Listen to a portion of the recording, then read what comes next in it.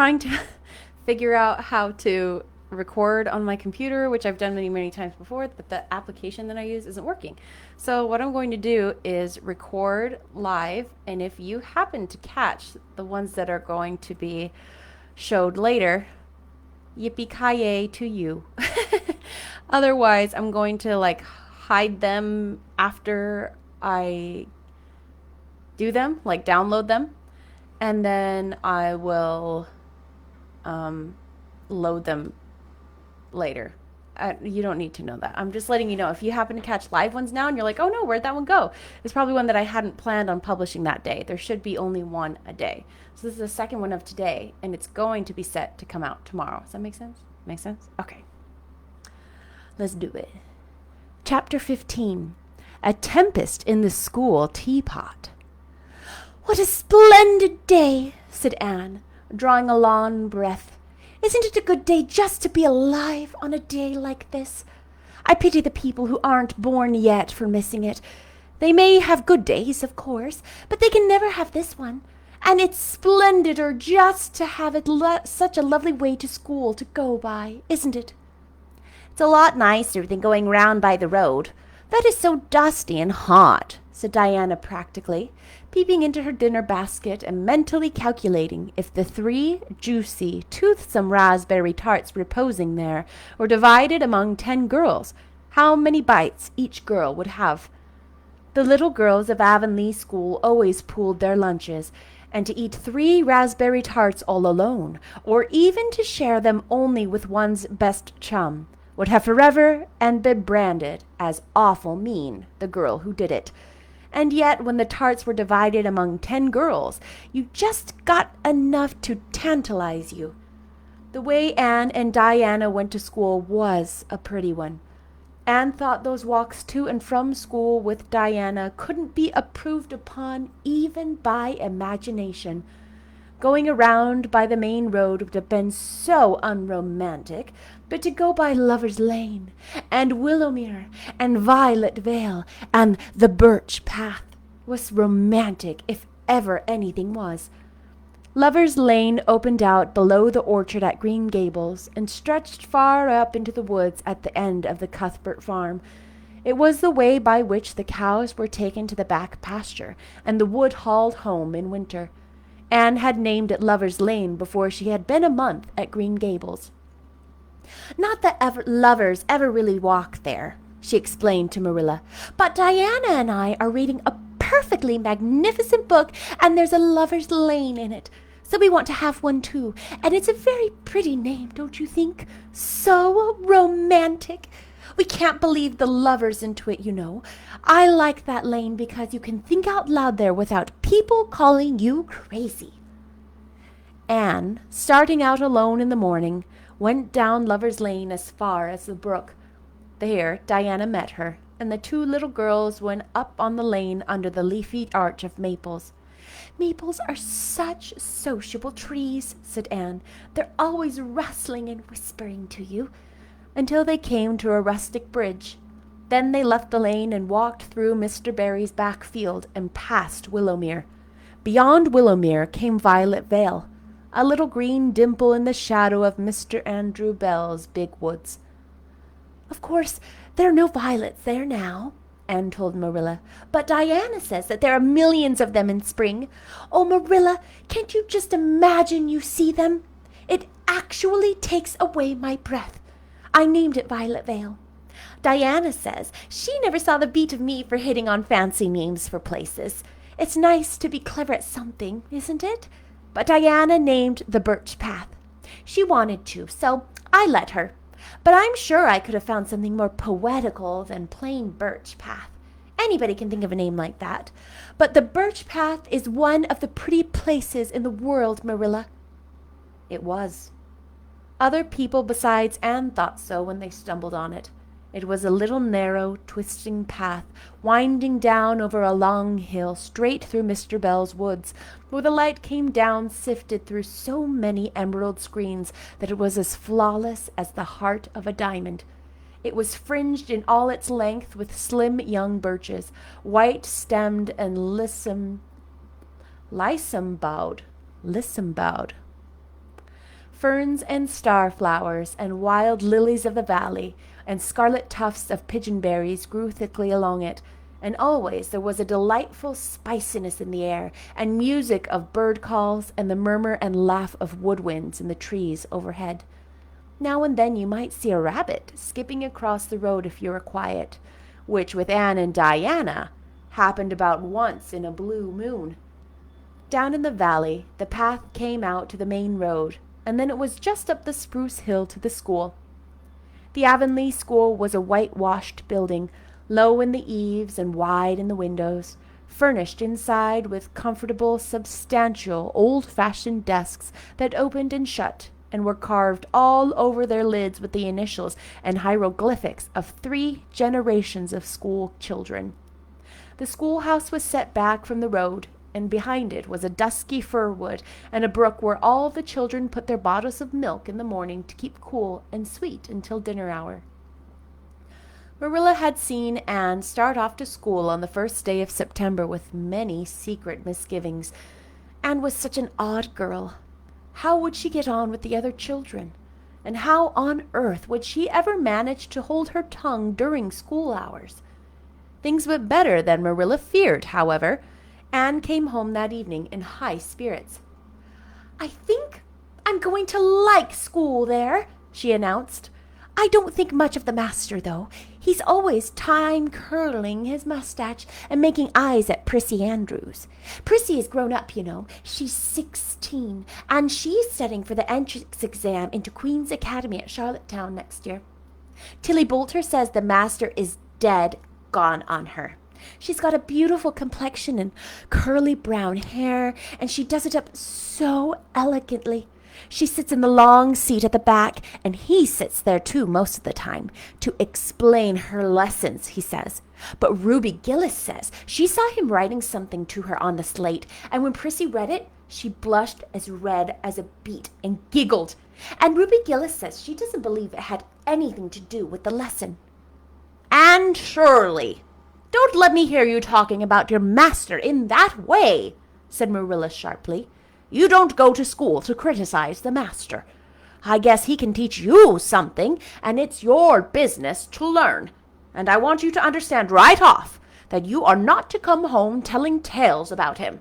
That is something I won't encourage. I hope you were a good girl." "Indeed I was," said Anne comfortably. "It wasn't so hard as you might imagine either. I sit with Diana. Our seat is right by the window, and we can overlook the lake of shining waters. There are a lot of nice girls in the school, and we had scrumptious fun playing at dinner time. It's so nice to have a lot of little girls to play with.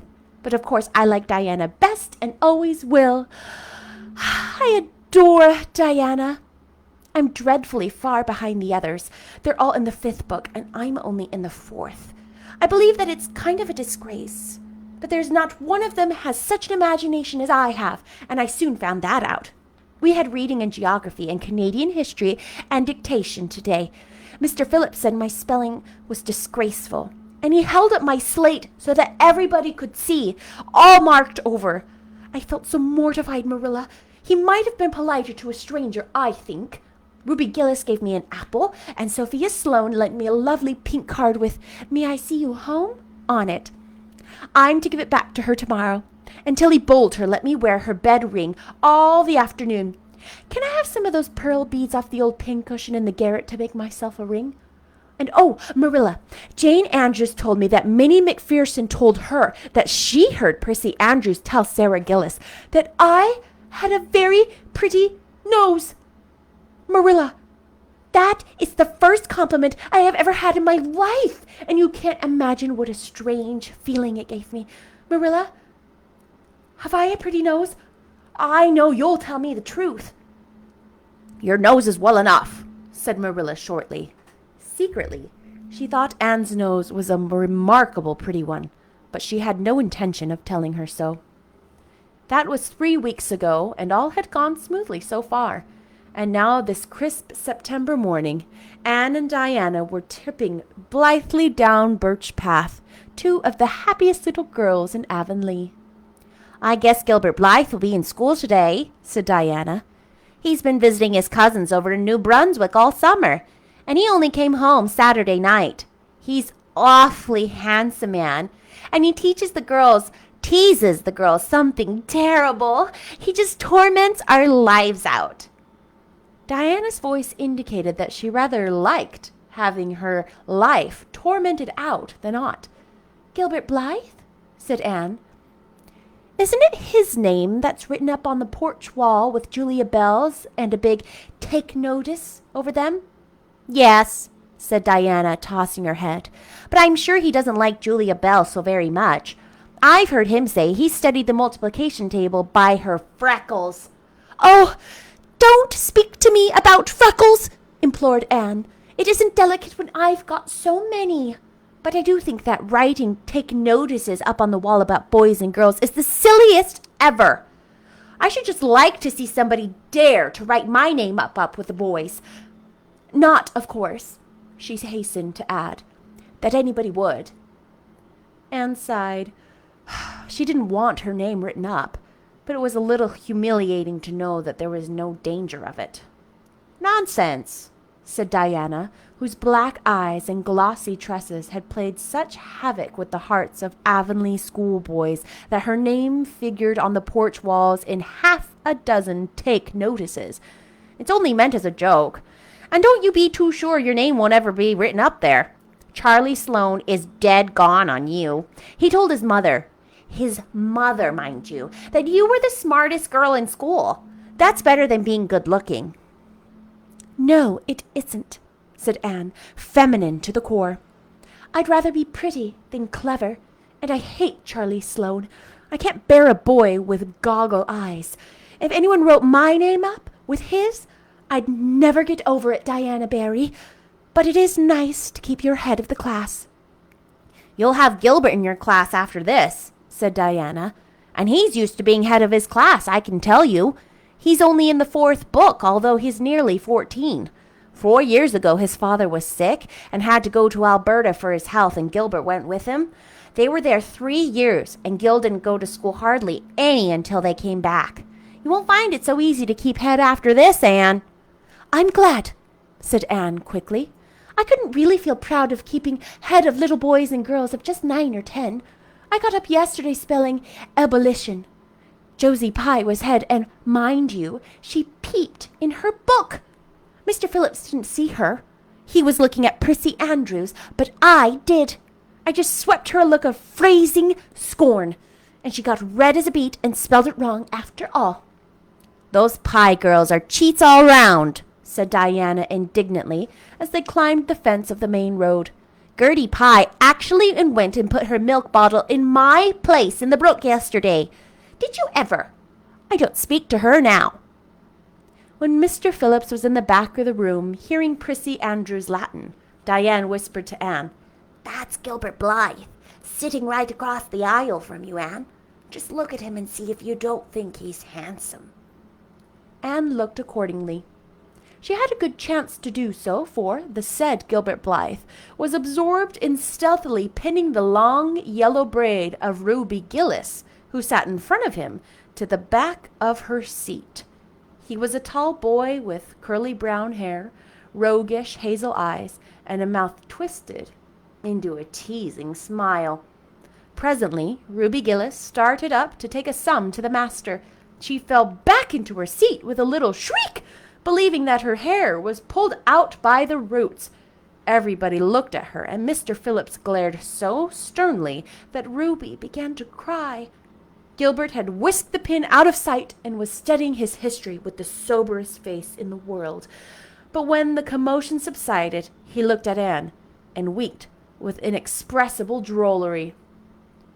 I think your Gilbert Blythe is handsome, confided Anne to Diana, but I think he's very bold. It isn't good manners to wink at a strange girl. But it was not until the afternoon that things really began to happen. Mr. Phillips was back in the corner explaining a problem in algebra to Prissy Andrews, and the rest of the scholars were doing pretty much as they pleased, eating green apples, whispering, drawing pictures on their slates, and driving crickets harnessed to strings up and down the aisles. Gilbert Blythe was trying to make Anne Shirley look at him, and failing utterly, because Anne was at the moment totally oblivious not only to the very existence of Gilbert Blythe, but of every other scholar in Avonlea. With her chin propped on her hands and her eyes fixed on the blue glimpse of the shining waters that the west wind afforded, she was far away in a gorgeous dreamland, hearing and seeing nothing save her own wonderful visions. Gilbert Blythe wasn't used to putting himself out to make a girl look at him and meeting with failure. She should look at him, that red-haired Shirley girl with the little pointed chin and the big eyes that weren't like the eyes of any other girl in the Avonlea school. Gilbert reached across the aisle, picked up the end of Anne's long red braid, held it out at arm's length, and said in a piercing whisper, "Carrots! Carrots!" Then Anne looked at him with a vengeance. She did more than look. She sprang to her feet, her bright fancies fallen into cureless ruin. She flashed one indignant glance at Gilbert from eyes whose angry sparkle was swiftly quenched in equally angry tears. "You mean, hateful boy!" she exclaimed passionately. "How dare you!" And then, thwack! Anne had brought her slate down on Gilbert's head and cracked it. Not his head, the slate. Clear across. Avonlea School always enjoyed a scene. This was an especially enjoyable one. Everybody said, "Oh!" in a horrified delight. Diana gasped. Ruby Gillis, who was inclined to be hysterical, began to cry. Tommy Sloane let his team of crickets escape him altogether while he stared open-mouthed at the tableau. Mr. Phillips stalked down the aisle and laid his hand heavily on Anne's shoulders. "Anne Shirley, what does this mean?" he said angrily. Anne returned no answer. It was asking too much of flesh and blood to expect her to tell before the whole school that she had been called carrots. Gilbert it was who spoke up stoutly. "It was my fault, Mr. Phillips. I teased her." Mr. Phillips paid no heed to Gilbert.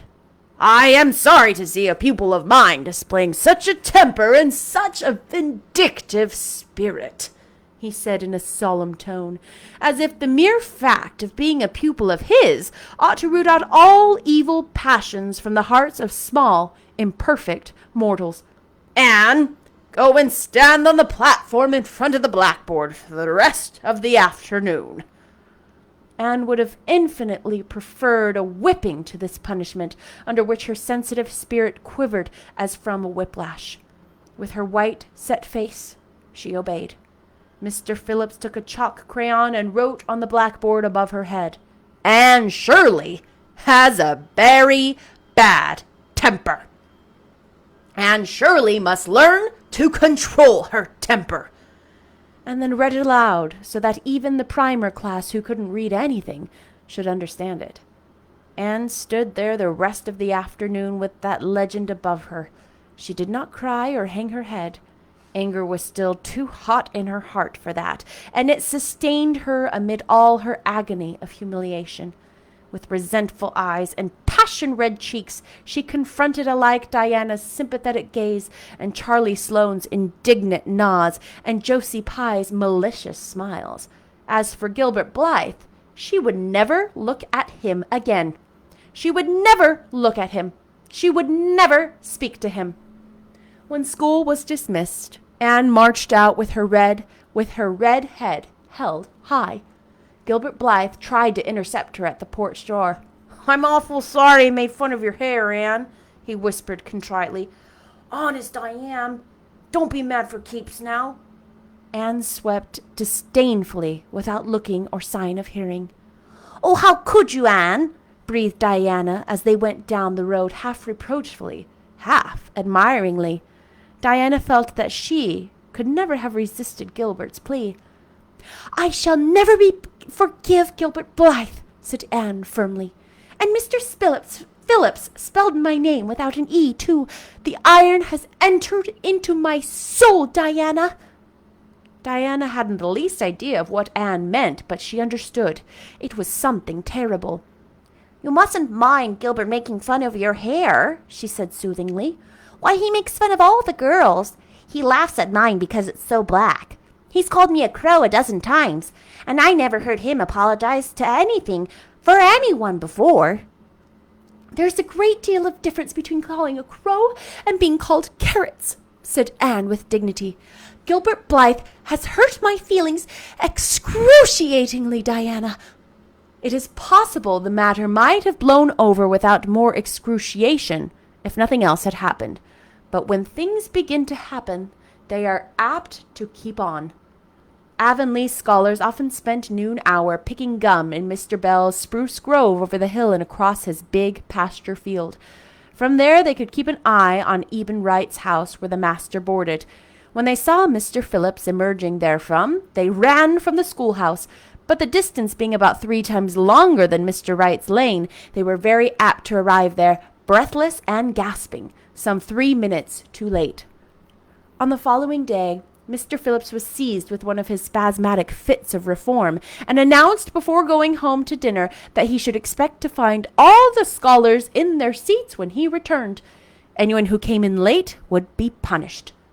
All the boys and some of the girls went to Mr. Bell's spruce grove as usual, fully intending to stay only long enough to pick and chew.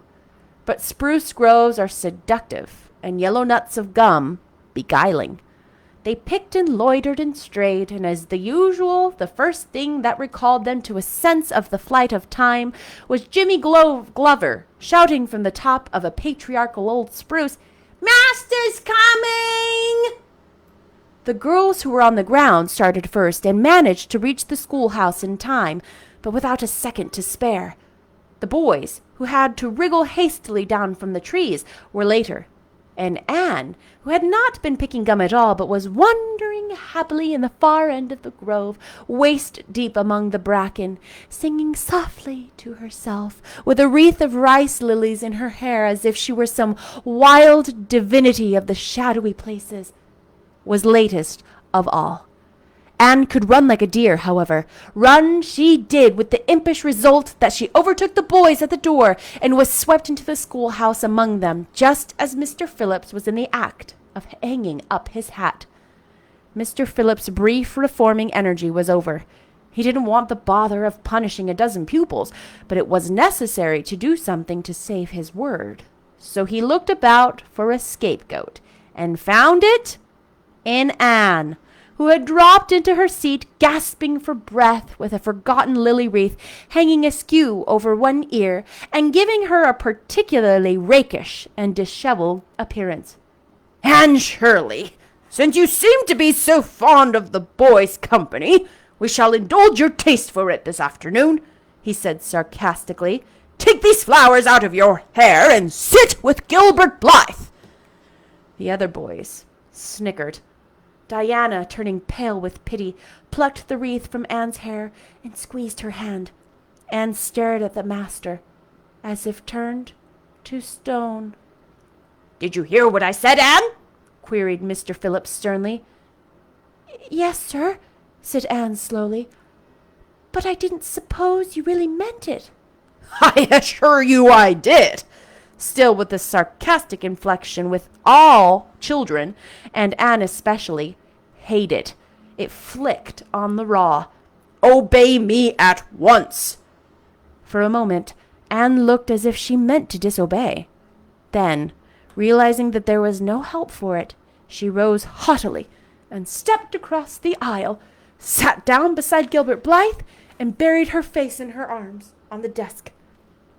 Ruby Gillis, who got a glimpse of it as it went down, told the others going home from school that she'd actually never seen anything like it. It was so white and awful and little red spots on it. To Anne, this was as the end of all things. It was bad enough to be singled out for punishment from among a dozen equally guilty ones.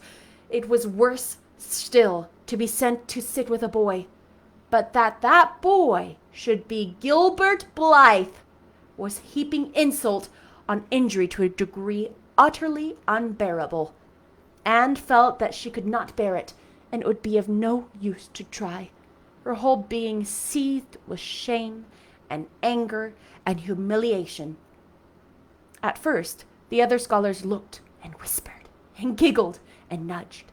But as Anne never lifted her head, and as Gilbert worked fractions as if his whole soul was absorbed in them, and them only, they soon returned to their own tasks, and Anne was forgotten.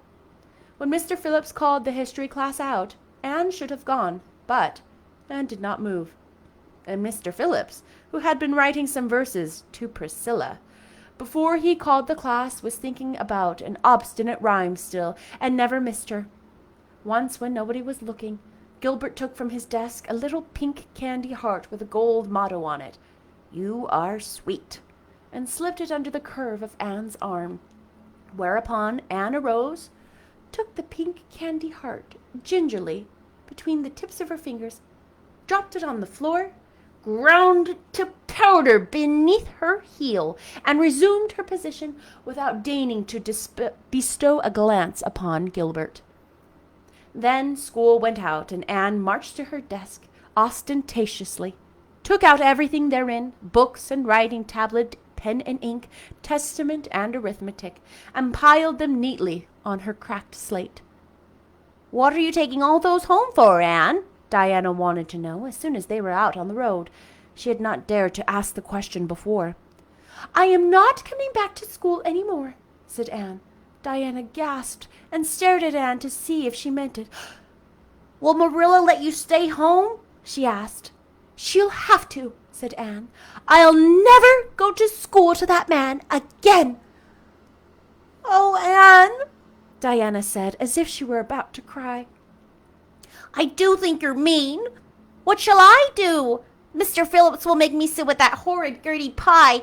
I know he will because he is sitting alone. Do come back, Anne."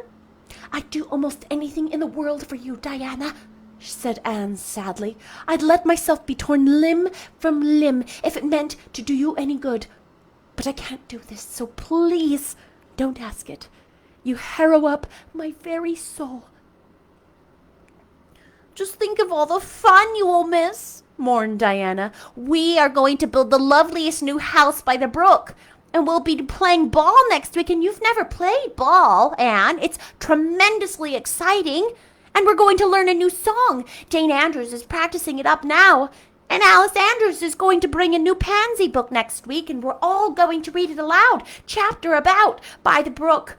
And now you know you are so fond of reading aloud, Anne." Nothing moved Anne in the least. Her mind was made up. She would not go to school to Mr. Phillips again. She told Marilla so when she got home. "Nonsense," said Marilla. "It isn't nonsense at all," said Anne, gazing at Marilla with solemn, reproachful eyes. "Don't you understand, Marilla? I've been insulted." "Insulted fiddlesticks! You'll go to school tomorrow as usual." "Oh, no," said Anne, as she shook her head indignantly. "I'm not going back, Marilla. I'll learn my lessons at home, and I'll be as good as I can be and hold my tongue all the time if it's possible at all. But I will not go back to school, I assure you." Marilla saw something remarkably like unyielding stubbornness looking out of Anne's small face. She understood that she would have trouble in overcoming it, but she resolved wisely to say nothing more just then. "I'll run down and see Rachel about it this evening," she thought. "There's no use reasoning with Anne now. She's too worked up, and I've an idea she can be awful stubborn if she takes the notion. Far as I can make out from her story, Mr. Phillips has been carrying matters with a rather high hand, but it would never do to say so to her. I'll just talk it over with Rachel. She sent 10 children to school, and she ought to know something about it. She'll have heard the whole story, too, by this time." Marilla found Mrs. Lynde knitting quilts as industriously and cheerfully as usual. "I suppose you know what I've come about," she said a little shamefacedly. Mrs. Rachel nodded. "About Anne's fuss at school, I reckon," she said. "Tilly Boulter was on her way home from school and told me about it." "I don't know what to do with her," said Marilla. "She declares she won't go back to school. I never saw a child so worked up. I've been expecting trouble ever since she started school. I knew things were going too smooth to last. She's so high-strung. What would you advise, Rachel?" "Well, since you've asked my advice, Marilla," said Mrs. Lynde amiably. Mrs. Lynde dearly loved to be asked for advice. "I'd just humor her a little at first, that's what I do. It's my belief that Mr. Phillips was in the wrong. Of course, it doesn't do to say so to the children, you know. And, of course, he did right to punish her yesterday for giving way to temper. But today it was different. The others who were late should have been punished as well as Anne, that's what. And I don't believe in making the girls sit with the boys for punishment. It isn't modest. Tilly Boulter was real indignant.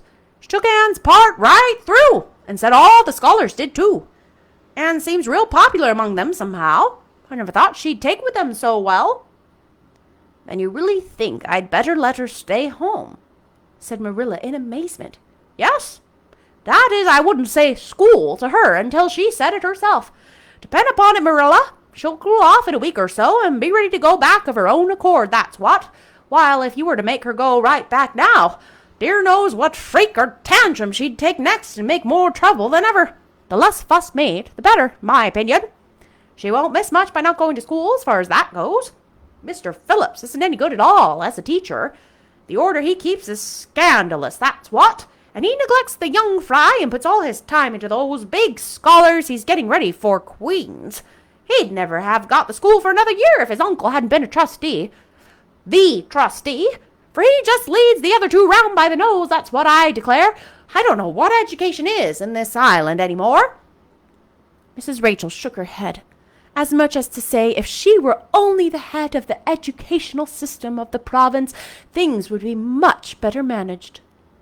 Marilla took Mrs. Rachel's advice, and not another word was said to Anne about going back to school.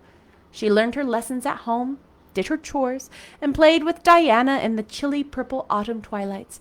But when she met Gilbert Blythe on the road or encountered him in Sunday school, she passed him by with an icy contempt that was no whit thawed by his evident desire to appease her. Even Diana's efforts as a peacemaker were no avail. Anne had evidently made up her mind to hate Gilbert Blythe to the end of life. As much as she hated Gilbert, however, did she love Diana, with all the love of her passionate little heart, equally intense in likes its dislikes. One evening, Marilla, coming in from the orchard with a basket of apples, found Anne sitting alone by the west window in the twilight, crying bitterly. "Whatever's the matter now, Anne?" she asked. "It's about Diana," said Anne luxuriously. "I love Diana so, Marilla.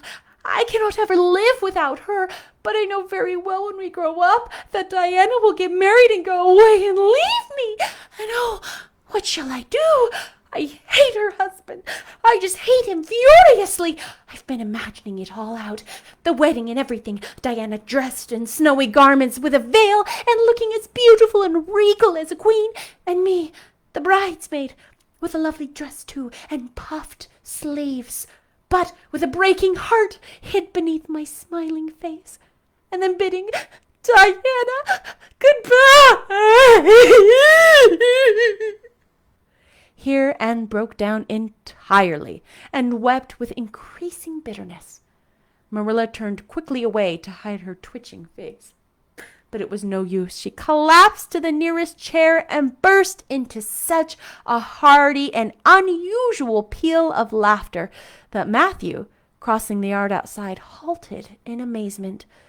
When had he heard Marilla laugh like that before? "Well, Anne Shirley," said Marilla as soon as she could speak, "if you must borrow trouble, for pity's sake, borrow it handier home.